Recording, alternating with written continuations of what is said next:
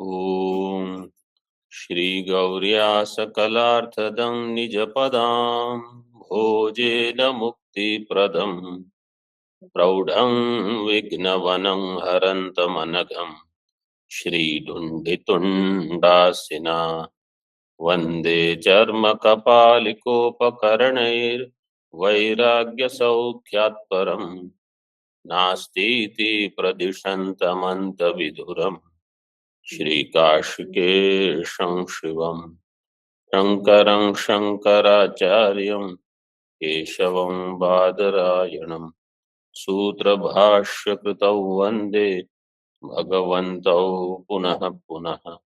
ईश्वरो गुरुरात्मेति मूर्तिभेदविभागिने व्योमवद्व्याप्तदेहाय दक्षिणामूर्तये नमः। ओम शांति शांति शांति। शास्त्र योनित्वात् सूत्र में विषय वाक्य हो गया अस्य महतो भूतस्य निश्वसितम एतद् यदृग्वेदो यजुर्वेदः सामवेदो अथर्वांगिरसः। इसमें संदेह क्या था? तत्किं वेद हेतुत्वेन ब्रह्मणः सर्वज्ञत्वं साधयति उत न साधयति। वेद हेतुत्वेन उसका अर्थ क्या है? वेद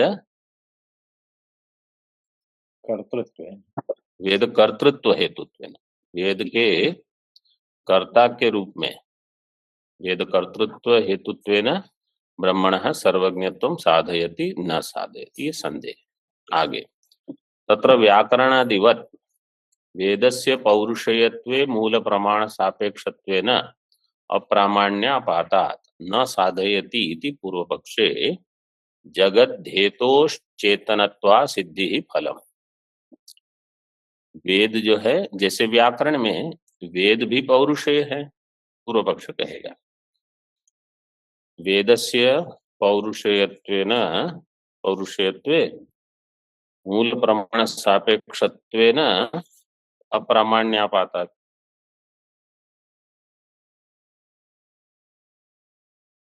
अब ठीक दिख रहा है। वेदस्य पौरुषेयत्वे वो कोई और प्रमाण होगा, मूल प्रमाण सापेक्ष होगा वेद, इसलिए वेद का प्रामाण्य नहीं है। वेद में क्या आ जाएगा? अप्रामाण्यम, अप्रामाण्यापातात्। न साधयति, किम न साधयति? सर्वज्ञत्वं न साधयति इति पूर्व पक्षे जगद हेतोश् चेतनत्वा सिद्धि ही फलम। पूर्व पक्ष में जगत का जो हेतु होगा वो चेतन नहीं होगा, वो अन्य कुछ होगा। ऐसे चेतनत्व की असिद्धि, ये फल हो गया। सिद्धांते तत्सिद्धि ही, सिद्धांत कहेगा जगत का जो हेतु है वो क्या होगा? चेतन होगा। अस्य वेदांत वाक्यस्य स्पष्ट ब्रह्मलिंगस्य वेदकर्तरी समन्वयोक्तेः श्रुति शास्त्र अध्याय पाद संगतयः। इस वेदांत शास्त्र का वेदांत वाक्य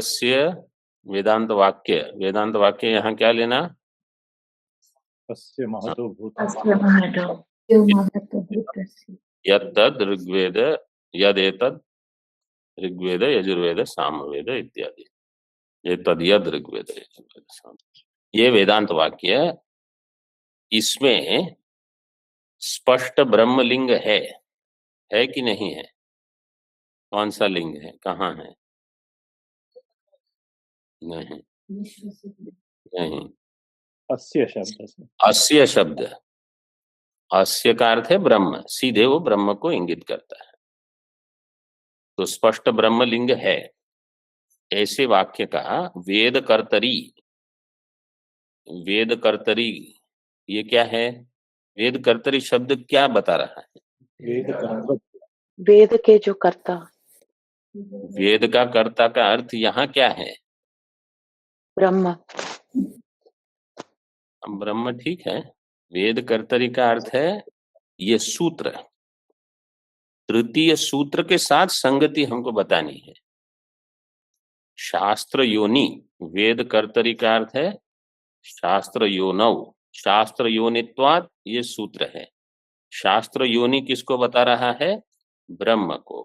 क्यों? क्योंकि वह वेद का कर्ता है। तो वेद कर्तरी से सूत्रे, वाक्य की सूत्र के साथ संगति, फिर सूत्र की श्रुति, शास्त्र, अध्याय, पाद सारी संगतियां बतानी है। तो सूत्र है तभी तो संगति लगेगी। वेद कर्तृत्व सूत्र बता रहा है, इसलिए वेद कर्तरी से सूत्र, सूत्र में समन्वय, सूत्र में समन्वय किसका बता रहे हैं? वेदांत का वाक्य जो है।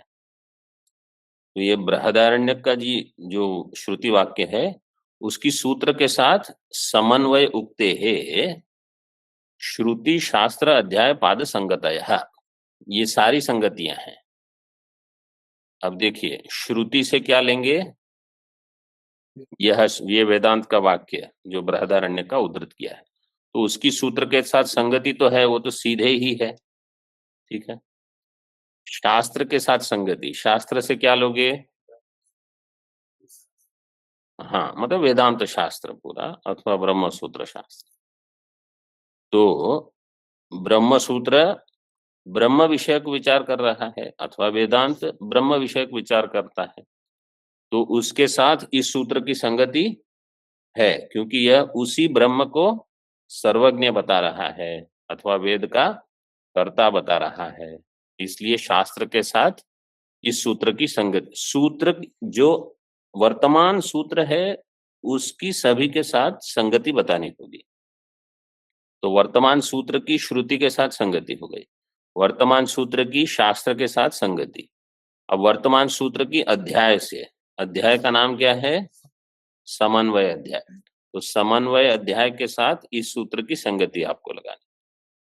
तो सभी का समन्वय, वेदांत वाक्यों का समन्वय किसमें है?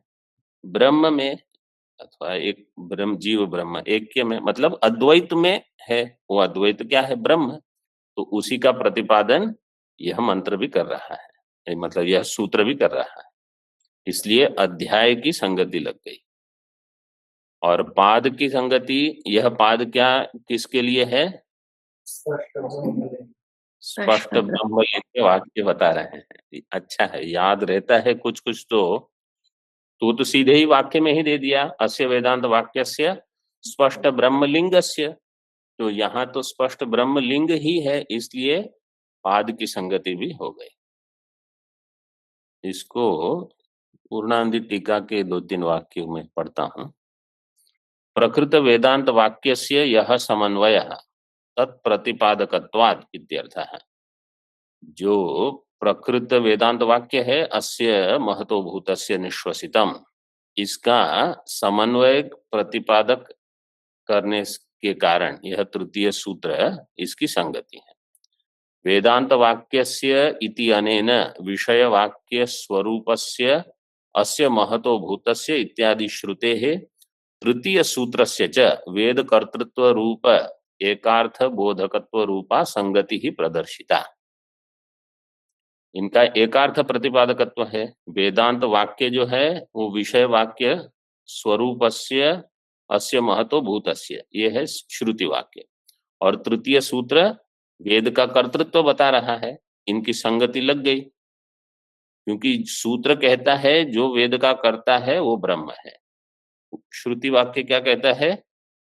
कि जो वेद का कर्ता है वो ब्रह्म है। तो संगति लग गई बिल्कुल, मतलब इससे स्पष्ट हो गया यही इसका वाक्य है। और दिया है स्पष्ट ब्रह्मलिंगकस्य इति विशेषणेन सूत्रस्य प्रथम पादस्य च स्पष्ट ब्रह्मलिंगक श्रुत्यर्थम प्रतिपादकत्व रूपा संगति ही प्रदर्शिता। तो इस सूत्र की पाद के साथ संगति, क्योंकि स्पष्ट ब्रह्मलिंग वाक्य है इसलिए। और वेद कर्तरी इति अनेन सूत्रस्य शास्त्रस्य च एकार्थ प्रतिपादकत्व रूपा संगति दर्शिता। वेद कर्तरी, इससे सूत्र और शास्त्र। तो यहाँ टीकाकार ने क्या किया है, ये जो वाक्य है ना, अस्य वेदांत वाक्यस्य स्पष्ट ब्रह्मलिंग समन्वय उक्ते से वेद कर्तरी, 4 दिए हैं। उन्होंने अस्य से श्रुति के साथ संगति, शास्त्र की वेदांत वाक्य के साथ, और अध्याय वो समन्वय उक्तेः के साथ, पाद की स्पष्ट ब्रह्म लिंग के साथ।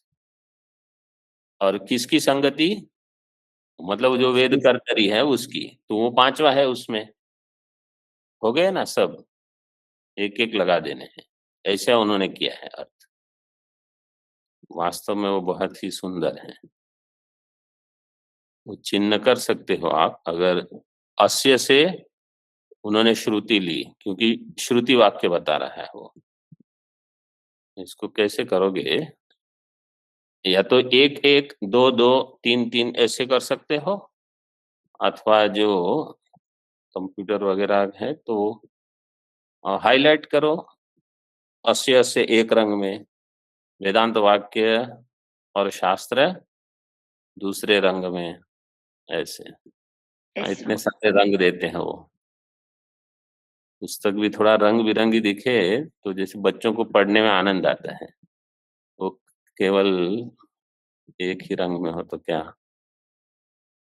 केवल गेरू कर दो।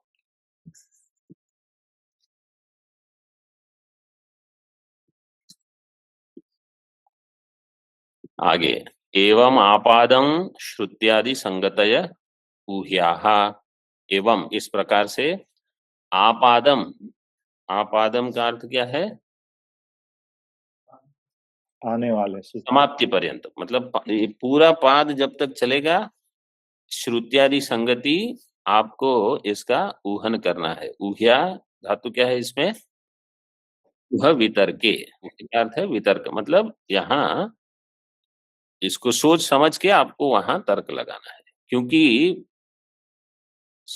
पूरा जो पाद है ये स्पष्ट ब्रह्मलिंग के वाक्य है, इसलिए पूरे पाद की संगति इसी तरह से होगी। फिर आगे अस्पष्ट ब्रह्मलिंग वो अलग प्रकार से होगा। वेदे ही सर्वार्थ प्रकाशन शक्तिरुपलभ्यते, सा तदुपादान ब्रह्मगत शक्ति पूर्विका तद्गता वा प्रकाशन शक्तित्वात् कार्यगत शक्तित्वाद् वा प्रदीप शक्तिवत् इति वेदोपादानत्वेन ब्रह्मणः स्वसंबद्ध अशेषार्थ प्रकाशन सामर्थ्य रूपम सर्वसाक्षित्वम सिद्ध्यति। अब यह जो प्रकरण है बहुत ही विलक्षण, मतलब अपूर्वता है इसकी, क्योंकि अन्य कहीं इसका अध्ययन नहीं मिलता। ये जो विचार है, ये वेद की अपौरुषेयता जो है, तो ब्रह्म वेद का कर्ता होने पर भी वेद अपौरुषेय है, उसका प्रतिपादन करता है। क्योंकि अगर कोई कहेगा कि जैसे न्याय वैशेषिकों ने ईश्वर को वेद का कर्ता माना, और मीमांसकों ने कहा कोई कर्ता नहीं, वो अपने आप है। अगर ईश्वर कर्ता होगा तो उनके मत में वेद पौरुषेय हो जाएगा, और मीमांसक और वेदांती दोनों अपौरुषेय मानते हैं, लेकिन मीमांसक की अपौरुषेय की समझ अलग है और उत्तर में वेदांतियों की अपौरुषेय की समझ अलग है। तो वेदांत परिभाषा जो पढ़ते हैं उनको ये हो चुका है प्रकरण, ये तीन अलग प्रकार से बताते हैं। अब देखिए यहाँ, वेदे ही सर्वार्थ प्रकाशन शक्ति उपलब्ध, वेद में सर्व अर्थ के प्रकाशन की शक्ति है, वो प्राप्त होती है। वह शक्ति, सा से शक्ति, तद उपादान ब्रह्मगत शक्ति पूर्विका। अभी अनुमान करेंगे, केवल एक लीजिए अभी, साध्य, दूसरा साध्य, दो साध्य दिए हैं, एक साध्य लेंगे। वेदे सर्वार्थ प्रकाशन शक्ति ही तद उपादान ब्रह्मगत शक्ति पूर्विका प्रकाशन शक्तित्वात् प्रदीप शक्तिवत, ये एक अनुमान हो जाएगा। इसमें दो साध्य, दो हेतु दिए हैं, एक ही पक्ष, एक ही दृष्टांत। वेद की सर्वार्थ प्रकाशन शक्ति, ये है पक्ष, वेद, वेदस्य अथवा वेद सर्वार्थ प्रकाशन शक्ति, तद उपादान ब्रह्मगत शक्ति पूर्विका, ये है साध्य। तो वेद का उपादान क्या है? ब्रह्म। उस ब्रह्म में जो शक्ति है, उस शक्ति पूर्वक ही वेद में प्रकाशन की शक्ति आई है। क्यों? हेतु दिया है प्रकाशन शक्तित्वात्, क्योंकि यह प्रकाशन की शक्ति है। प्रकाशन की शक्ति है तो क्या है? क्योंकि जो प्रकाशन की शक्ति है वो अपने उपादान कारण से कार्य में आती है, ऐसे यहाँ सिद्ध कर रहे हैं। जैसे प्रदीप की शक्ति, प्रदीप में प्रकाशन शक्ति है। समझो उस प्रदीप से आप एक कपड़ा लो और कपड़े में तेल लगाया, जिसको हम कहते हैं अलाद, और उसको मशाल जिसको बोलते हैं, उसको जला दो। अब उसमें भी प्रकाशन शक्ति आ गई, सबका प्रकाशन करेगा। वो कहाँ से आई? प्रदीप की शक्ति से। तो उसका जो कारण है, उससे उस कार्य में वहां शक्ति आ गई ऐसे। क्योंकि वास्तव में जो वो तेल वाला कपड़ा है, उसमें कोई प्रकाशन सामर्थ्य नहीं है, वो कहीं अन्य से आया है। तो यहाँ ये बता रहे हैं कि वेद में जो अर्थ प्रकाशन सामर्थ्य है, वो कहीं अन्य से आया है। और कहीं अन्य से कहाँ से आएगा? उसके उपादान कारण से। उसका उपादान ब्रह्म है। तो अगर वेद सर्वज्ञ है, तो उसका अर्थ है उसका उपादान कारण ब्रह्म सर्वज्ञ होगा, क्योंकि सारा ज्ञान वहां है। तो ये एक अनुमान हो गया, क्योंकि ये प्रकाशन शक्ति है ऐसे। अथवा दूसरा साध्य लेंगे तो वेद से सर्वार्थ प्रकाशन शक्ति ही तद्गता। तद्गता से क्या लोगे? उपादान ब्रह्मगता। पहले साध्य क्या किया? उपादान ब्रह्मगत शक्ति पूर्विका। अब क्या कह रहे हैं? उपादान ब्रह्मगता, वो ब्रह्म की ही शक्ति है। शक्ति पूर्विका कहेंगे तो क्या होगा? पहले वो कारण में थी, अब कार्य में आ गई। ये दूसरा साध्य क्या कहता है? वो वहां भी कारण की ही है, कार्य की है ही नहीं। क्यों? अब यहाँ हेतु क्या है? कार्यगत कार्यगत शक्ति। क्योंकि वो कार्यगत शक्ति है। कार्यगत शक्ति जो भी होगी वो वास्तव में कारणगत शक्ति ही होगी।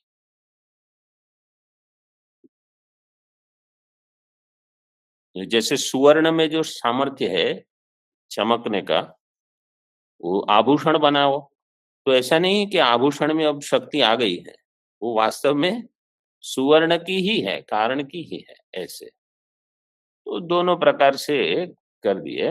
अब प्रदीप शक्तिवत, जैसे अग्नि की शक्ति है तो वहां भी अग्नि की ही शक्ति है ऐसे। तो अनुमान से क्या कह दिया कि ब्रह्म में सर्वार्थ प्रकाशन शक्ति जो है वही वेद में उपलब्ध है।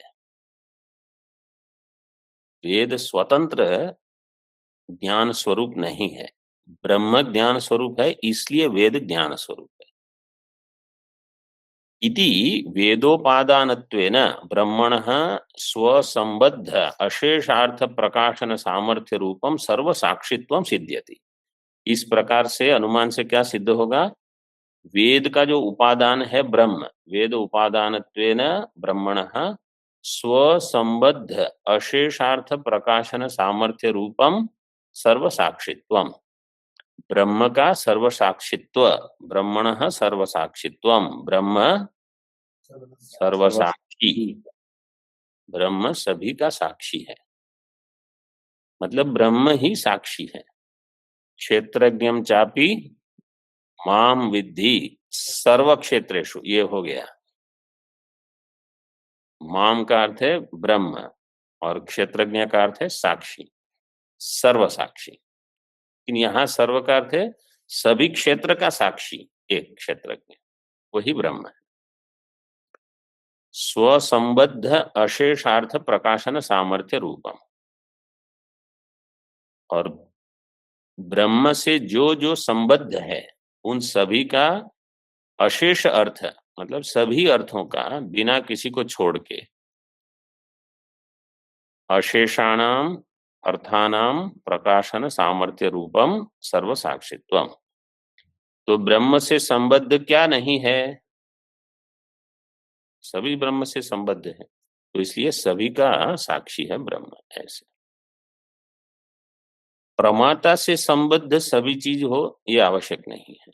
प्रमाता कभी किसी को जानेगा, कभी किसी को नहीं जानता है, लेकिन ब्रह्म सभी को जानता है, सभी से संबद्ध है। ऐसे यद्वा अन्य प्रकार से बताते हैं, यथा अध्येतारः पूर्वक्रमं ज्ञात्वा वेदं कुर्वन्ति तथा विचित्र गुण माया सहायो अनावृत अनंत स्वप्रकाश चिन्मात्रः परमेश्वरः स्वकृत पूर्व कल्पीय क्रम सजातीय क्रमवंतम वेद राशिम तदर्थांच युगपत् जानन एव करोति इति न वेदस्य पौरुषेयता।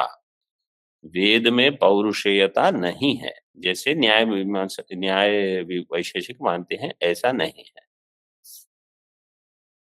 अध्येतारः, अध्येतार का अर्थ क्या है?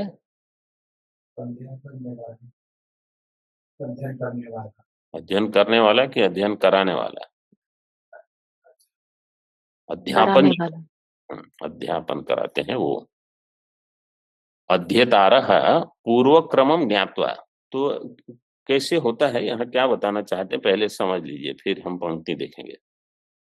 समझो कोई वेद अध्ययन करता है, तो आचार्य उनको पढ़ाते हैं। जो आचार्य पढ़ाते हैं उन्होंने कहीं पहले सुना है, अपने गुरुमुख से ही अध्ययन चलता है। फिर अध्ययन के पश्चात इनके जो उदात्त अनुदात्त स्वरित है, ह्रस्व दीर्घ है, प्लुत है, जहां हाउ हाउ करेंगे, वो इन्होंने इतना अभ्यास किया है अपनी शाखा का कम से कम, कि जब कभी समझो कुछ वेद में आपको कोई कहेगा कि हमको इसको लिखना है, लिपिबद्ध करना है, तो इनको पहले से सब ज्ञात है। वो जैसा कहेंगे वैसे आपको वहां केवल पुस्तक में लिखना है। तो इसका अर्थ ये नहीं है कि ये इन्होंने लिखा है। ये जो आचार्य हैं वो लिखते नहीं वहां, उन्होंने तो पहले से ही, मतलब उनका अपना लिखा हुआ वेद नहीं है, वेद उन्होंने पूर्व में ही ग्रहण किया है।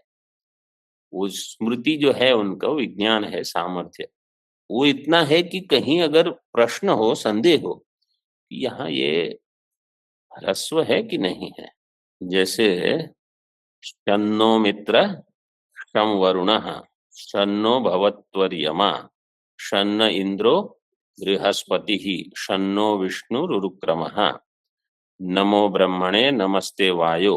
आगे त्वमेव प्रत्यक्षं ब्रह्मासि। फिर अब त्वामेव जो है, इस पर संशय था कि त्वामेव है कि त्वमेव है पाठ। तो जैसे अभी उन्होंने पढ़ा है, जैसे सुना है, वो वैसे ही रचना करेंगे। वह मतलब वेद में आप ये नहीं, व्याकरण की दृष्टि से ऐसे वहां वो नहीं चलता। वहां तो जैसे है वैसे आपको लिखना है। तो उन्होंने जैसे अपने गुरुमुख से श्रवण किया है वो कहेंगे ये वैसे ही है पाठ। अगर छांदस है तो छांदस है। तो ज्ञात्वा पूर्व क्रमम ज्ञात्वा, उसका जो क्रम है पूरा आनुपूर्वी कहते हैं उसको। इस शब्द के बाद क्या शब्द आएगा, और ये बाकी सब भी ह्रस्व दीर्घ उनके स्वर सभी ज्ञात्वा वेदम कुर्वन्ति। तो जब कभी उसका समझो कुछ प्रकाशन आदि करना है अथवा कोई मंत्र, तो ज्ञात्वा कुर्वन्ति, इन्होंने इतना अभ्यास किया है। इसी प्रकार तथा विचित्र गुण माया सहायो, अभी ईश्वर कैसे करता है, परमेश्वर विचित्र गुण माया सहायो अनावृत अनंत स्वप्रकाश चिन्मात्र है।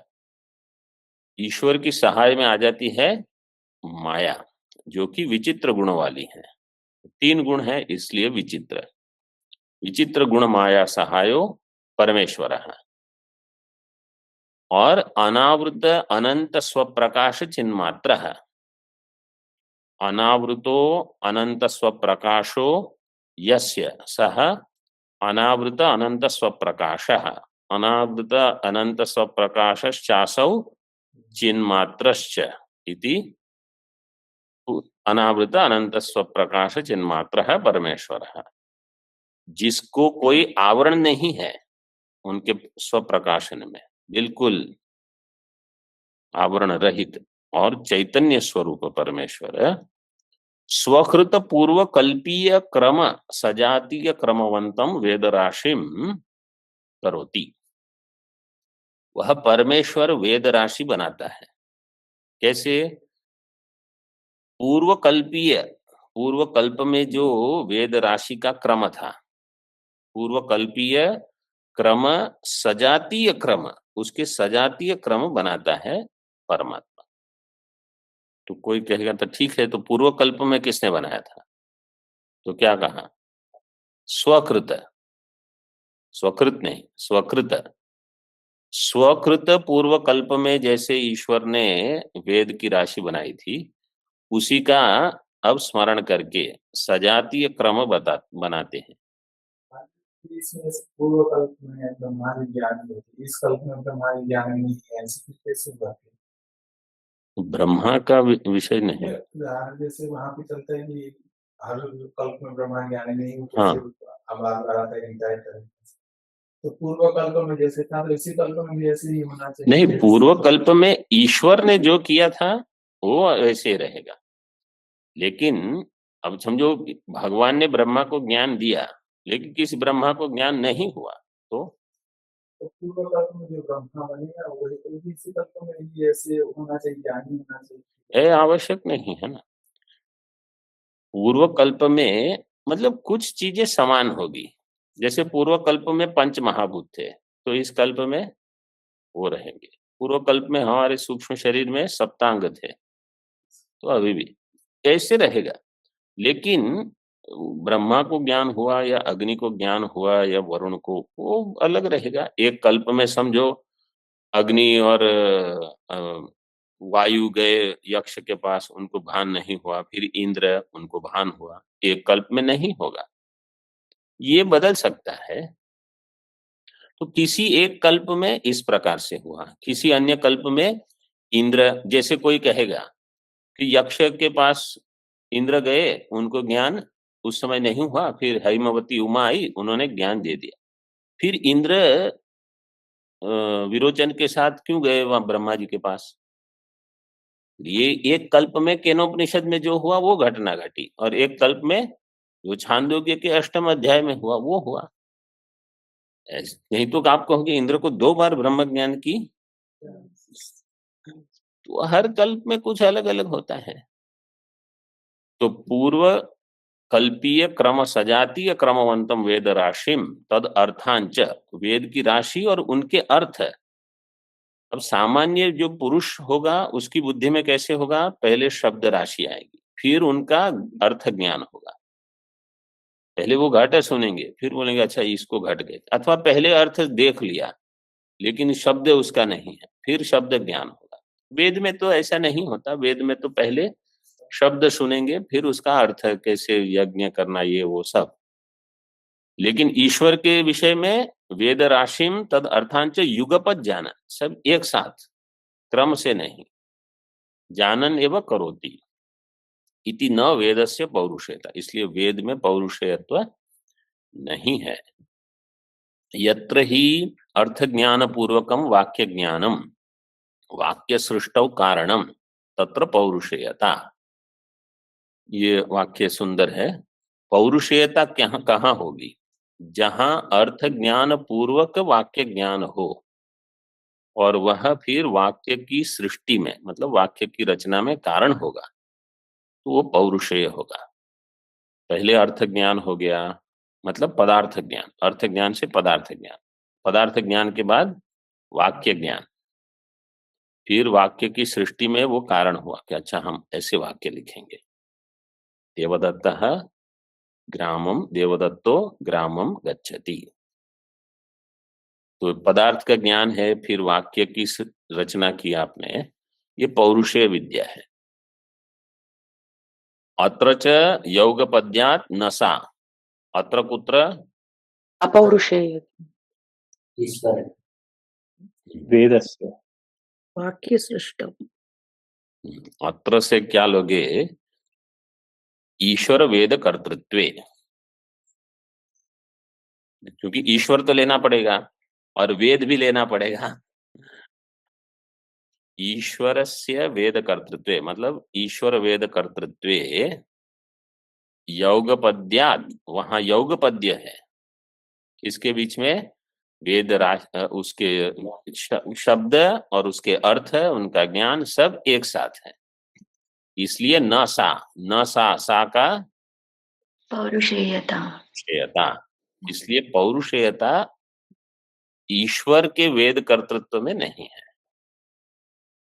अतो वेदकर्ता वेदम इव तद अर्थमपि स्वसंबद्धम नान्तरीयकतया जानाति इति सर्वज्ञ इति सिद्धांतयति।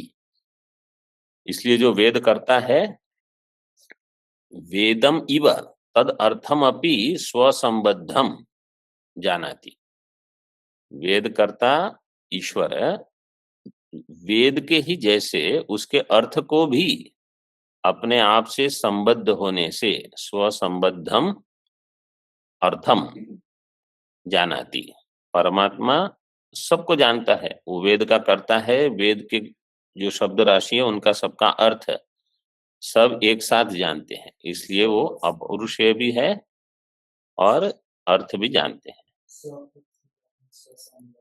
स्व से ईश्वर वेद करता, ये पहले ही आ गया ना, स्वकृत अथवा स्वसंबद्ध पहले आया था, स्वसंबद्ध अशेषार्थ प्रकाशन। जी वेद शब्द नहीं, ब्रह्मण स्वसंबद्ध, अगर वेद करोगे तो ब्रह्मण सर्वसाक्षित्वम, ठीक है। तो ब्रह्म सर्वसाक्षी कैसे बनेगा? ब्रह्म से संबद्ध अशेष अर्थ का प्रकाशन सामर्थ्य होने से, वेद को बीच में लाने की आवश्यकता नहीं। नान्तरीयकतया, नान्तरीयकतया का अर्थ क्या है? कोई मध्य में व्यवधान के बिना, अंतरीयकतया का अर्थ होगा बीच में कुछ अन्य है। तो जैसे वेद में ज्ञान है और किसी व्यक्ति को ज्ञान होना है, तो वो व्यक्ति अपने गुरु से सब सीखेंगे, तो उसमें व्यवधान है। ईश्वर में ऐसा नहीं है, इसलिए दिया ईश्वर के साथ वेद करता वेदम इव तद अर्थमपि स्वसंबद्धम, वेद करता जैसे वेद के साथ अपना संबंध है, उसके अर्थ का भी स्वसंबद्धम जानाति, नान्तरीयकतया बिना कोई व्यवधान के सब जानते हैं, इसलिए वेदकर्ता सर्वज्ञ है इति सिद्धांतयति। शास्त्रयोनित्वात्, शास्त्रयोनित्वात्, इसमें देखिए अभी शास्त्रम,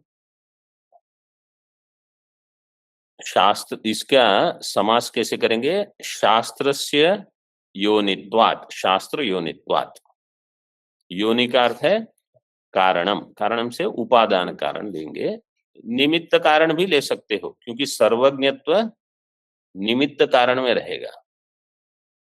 तो शास्त्रम, शास्त्रस्य कारणत्वात्, शास्त्रस्य योनित्वात्, ऐसे ये एक, इसमें दो वर्णक है आपके पुस्तक में। हाँ अच्छा ठीक है, आप देखिए, यहाँ ध्यान दीजिए, शास्त्र योनित्वात्, अगर शास्त्र योनि में दो पद हैं, शास्त्र और, इसका बहुरी ही करोगे शास्त्र और योनि का, तो कैसे समास विग्रह होगा? पहला कैसे किया हमने? षष्ठी तत्पुरुष लगा, अब बहुरी ही कीजिए। यस्य, अन्य पद क्या होगा? ब्राह्मण। सभी सतर्क रहे, शास्त्रम योनिर यस्य, अब योनि शब्द से क्या लेंगे वहां? प्रमाण, कारण, योनि से कारण लेते हैं लेकिन यहां कारण से प्रमाण लेंगे। शास्त्र है प्रमाण जिसमें, यस्मिन, शास्त्रम योनिः प्रमाणम यस्मिन् तत् शास्त्र योनि तस्मात् शास्त्र योनित्वात्। शास्त्र ही प्रमाण है जिसमें, शास्त्र किस विषय में प्रमाण है? ब्रह्म में। ब्रह्म के लिए शास्त्र को छोड़ के अन्य कोई प्रमाण है? नहीं है। ब्रह्म प्रतिपादक केवल शास्त्र ही है। तो आपके वहां वैयासिक न्यायमाला के 4 श्लोक हैं कि 2 है? 2 वर्णक हो गए, मतलब 1 वर्णक 2 श्लोक के होते हैं, बस। सरल है गणित। अब देखिए श्लोक, तो पहले 2 श्लोक है वो षष्ठी तत्पुरुष करके, और बाद के जो 2 श्लोक है वो बहुव्रीहि करके। बहुव्रीहि करके मतलब वहां क्या दिया है? अच्छा, थोड़ा और बता देते हैं। जब कहते हैं कि शास्त्र की योनि है ब्रह्म, तो वो अर्थ तो हमने देख लिया अभी उपोद्घात में कि ब्रह्म सर्वज्ञ है, क्योंकि वेद का भी कारण है। ऐसे संगति लगा दी। कितनी संगति लगाई हमने? 2 संगति। क्या क्या? एक विषयत्व संगति और आक्षेप संगति, 2 प्रकार से संगति लगाई। ठीक है।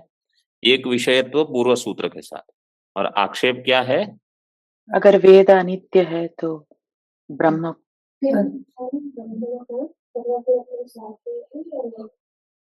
मतलब स्पष्ट बोलो, कुछ ऐसे कुछ शब्द से कुछ समझ में नहीं आता। अगर आपने ठीक से समझ लिया है तो आप 2 शब्द, हाँ बताइए क्या? नहीं, वेद करता नहीं होगा, ब्रह्म करता कैसे होगा? वो आक्षेप था। लेकिन क्यों आक्षेप था? क्योंकि वेद नित्य है। वेद नित्य है तो कर्ता क्यों होगा? कौन कहेगा? ये पूर्व मीमांसक, उनके मत में वेद नित्य है। ठीक है। ये 2 संगति। अन्य जो बहुव्रीहि समास करेंगे तो संगति कैसे लगाएंगे? आगे आएगा, लक्षण प्रमाणाभ्याम वस्तु सिद्धि। तो आपने कहा प्रथम सूत्र में अथा तो ब्रह्म जिज्ञासा। ठीक है। तो ब्रह्म की सिद्धि करनी पड़ेगी आपको लक्षण से और प्रमाण से। तो द्वितीय सूत्र में ब्रह्म का लक्षण दे दिया, तृतीय सूत्र में ब्रह्म का प्रमाण। ब्रह्म का प्रमाण क्या है? शास्त्र। ऐसे तो लक्षण प्रमाण 2 बताने से ही संगति लगेगी। तो इस प्रकार से भी संगति लग जाएगी। अब श्लोक देखिए, न कर्तृ ब्रह्म वेदस्य किं वा कर्तृ न कर्तृ तत् विरूपनित्यया वाचे एवं नित्यत्व कीर्तनात्। आपके पुस्तक कीर्तनात् है? हाँ, दोनों पाठ है, वर्णनात् कीर्तनात्। श्लोक बोलिए।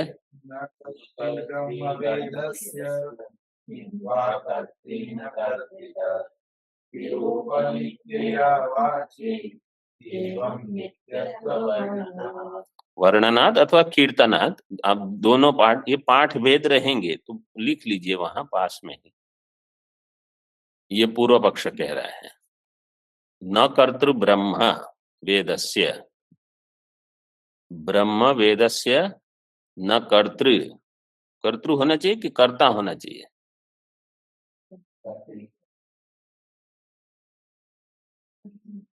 क्यों? ऑनलाइन वाले बताइए, ऑनलाइन वाले। नपुंसकलिंग है ब्रह्म शब्द। हाँ, क्योंकि ब्रह्म नपुंसकलिंग है इसलिए कर्तृ। अगर पुल्लिंग होता तो कर्ता होता। मतलब बाकी सब लोगों को ये सब पकड़ में आता है कि नहीं? इसलिए हमने कहा आचार्यात पादम आदत्ते। हमने नहीं, मतलब सुभाषित ही कहता है आचार्यात पादम आदत्ते, और एक पाद तो अन्य शिष्यों से ही आपको सीखना है। ऐसे यहाँ वहां से सब बताते रहेंगे। ब्रह्म वेदस्य कर्तृ न किं वा कर्तृ, ये हो गया संदेह। अब उनका मत क्या है? पूर्व पक्ष मत, न तत्कर्तृ, ब्रह्म वेद का कर्ता नहीं है। क्यों? विरूप नित्या वाचा इति एवं नित्यत्व कीर्तनात् अथवा वर्णनात्। विरूप नित्या वाचा, ये श्रुति में वर्णन है इसका। हे विरूप नित्या वाचा स्तुतिम प्रेरय, वहां 4 नंबर टिप्पणी में दिया है, तो उसका अर्थ भी दिया है।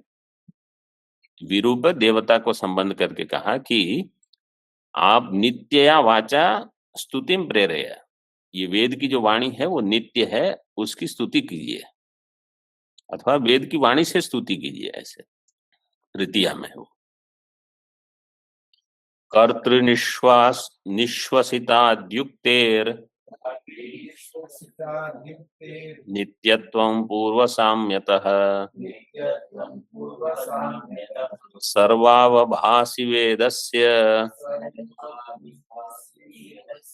कर्तृत्वात् सर्वविद भवेत्। कुछ अन्य पाठ है?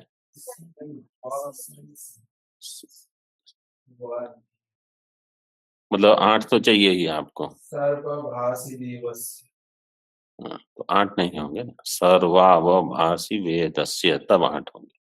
सर्वाभाषी सर्वाभासी कैसे होगा? सर्वस्य अभासी, सिद्धांति का ये श्लोक है। कर्तुः निश्वसितात् युक्तेः, निश्वसितात् उक्तेः, निश्वसितादि उक्तेः, कर्तुः निश्वसिताद्युक्तेः। एक नित्यत्वम पूर्व साम्यतः, तो कोई कहेगा कि फिर वेद में नित्यत्व कहाँ रहा, तो उसका समाधान कैसे करते हैं? पूर्व साम्य होने से जैसा पहले था वैसा ही है, तो आपको नित्य ही लगेगा। जैसे गंगा जी चलती रहती हैं, वो पूर्व साम्यतः नित्य है, वही गंगा जी है। वही गंगा जी कहाँ है? और सर्वावभासी वेदस्य, वेद जो है वो सर्व का अवभाषण करने वाला है, तो इसलिए जो इसका कर्ता होगा, सर्वावभासी वेदस्य कर्तृत्वात् ब्रह्मणः सर्वविद्वम, ब्रह्म सर्वविद भवेत, ब्रह्म सर्वविद हो जाएगा। अब जो आगे दूसरे वर्णक के श्लोक हैं वो अगले पाठ में देखेंगे। ओम पूर्णमदः पूर्णमिदं पूर्णात् पूर्णमुदच्यते पूर्णस्य पूर्णमादाय पूर्णमेवावशिष्यते। ओम शांति शांति शांति। शंकरं शंकराचार्यं केशवं बादरायणं सूत्रभाष्यकृतौ वन्दे भगवन्तौ पुनः पुनः।